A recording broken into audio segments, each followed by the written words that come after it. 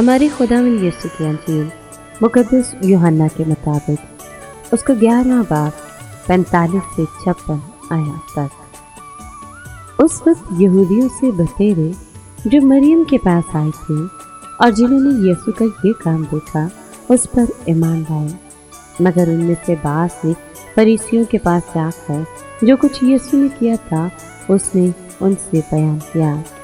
اس پر سردار کاہنوں اور فریسیوں نے عدالت عالیہ کی مجلس کر کے کہا کہ ہم کرتے کیا ہیں؟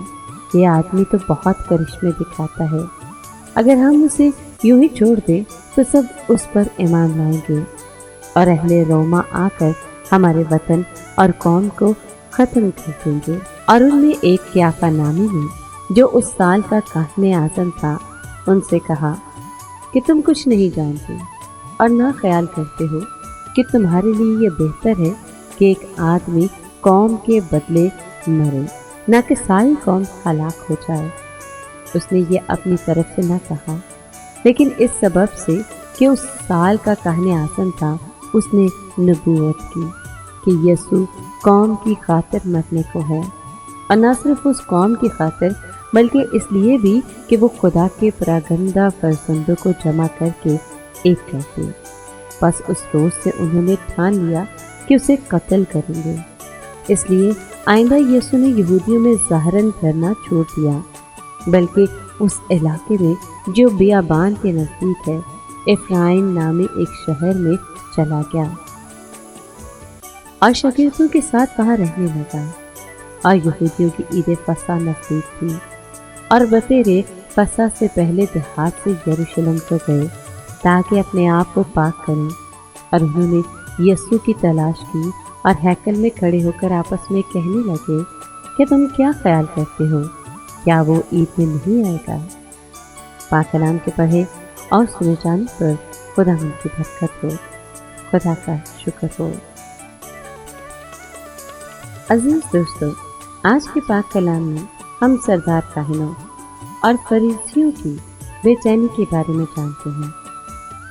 وہ اس وجہ سے پریشان ہیں کہ ہم کوئی کرشمے نہیں دکھا پاتے، اور یہ آدمی یعنی یسوع بہت کرشمے دکھاتا ہے۔ انہیں یہ پریشانی کھائی جا رہی ہے کہ اگر یہ یوں ہی کرشمے دکھاتا رہا تو سب ہمیں چھوڑ دیں گے اور اس پر ایمان لائیں گے۔ چنانچہ وہ اس کے قتل کے منصوبے بنانے لگے۔ لیکن ایسے میں قیافہ نامی ایک شخص جو اس سال کا کاہن اعظم تھا اس نے یسوع کے بارے میں پیشن گوئی کی، اور وہ پیشن گوئی یہ تھی کہ یسوع قوم کی خاطر مرنے کو ہے، اور نہ صرف اس قوم کی خاطر بلکہ اس لیے بھی کہ وہ خدا کے پراگندہ فرزندوں کو جمع کر کے ایک کر دے۔ یہ پیشن گوئی سننے کے بعد انہوں نے اور مضبوطی سے یہ ٹھان لیا کہ اب تو اسے قتل ہی کر دیں گے۔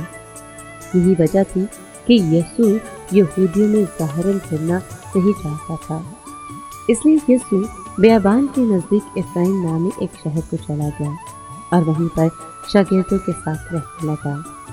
اب سردار کاہن اور فریسی یسوع کی تلاش میں تھے، اور اب وہ اس انتظار میں تھے کہ آیا یسوع اس عید کے موقع پر آئے گا یا نہیں۔ اے دلوں کے خیالات کو جاننے والے خدا، دعا کرتے ہیں کہ ہمارے دل سے برے خیالات نکال کر ان میں ایک نیا روح بھر دے تاکہ ہم ایک نئی زندگی میں قدم رکھیں۔ آمین۔